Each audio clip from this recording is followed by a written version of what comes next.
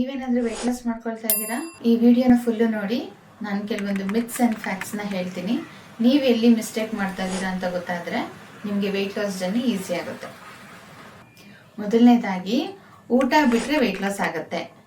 ಆದರೆ ನೀವು ಊಟ ಬಿಟ್ಟು ವೆಯ್ಟ್ ಲಾಸ್ ಮಾಡ್ಕೊಳ್ತೀರಾ ಅಂತ ಅನ್ಕೊಂಡಿದ್ರೆ ಮೆಟಬಾಲಿಸಮ್ ಸ್ಲೋ ಡೌನ್ ಆಗುತ್ತೆ ಆ್ಯಂಡ್ ಜಾಸ್ತಿ ತಿನ್ನೋ ಸಾಧ್ಯತೆ ಇರುತ್ತೆ. ಎರಡನೇದಾಗಿ, ಕಾಪ್ಸ್ ಕೊಡೋದ್ರಿಂದ ದಪ್ಪ ಆಗ್ತಾರೆ. ಕ್ಯಾಲೋರಿ ಜಾಸ್ತಿ ಕೊಡೋದ್ರಿಂದ ದಪ್ಪ ಆಗೋದು ಕಾಪ್ಸಿಂದ ಅಲ್ಲ.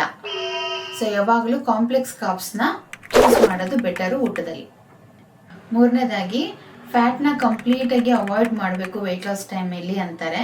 ಆದರೆ ಗುಡ್ ಫ್ಯಾಟು ನಮ್ಮ ಬಾಡಿಗೆ ಎಸೆನ್ಷಿಯಲ್ಲು ಹಾರ್ಮೋನಲ್ ಬ್ಯಾಲೆನ್ಸ್ಗೆ ಆ್ಯಂಡ್ ಫ್ಯಾಟ್ ಲಾಸ್ಗೆ.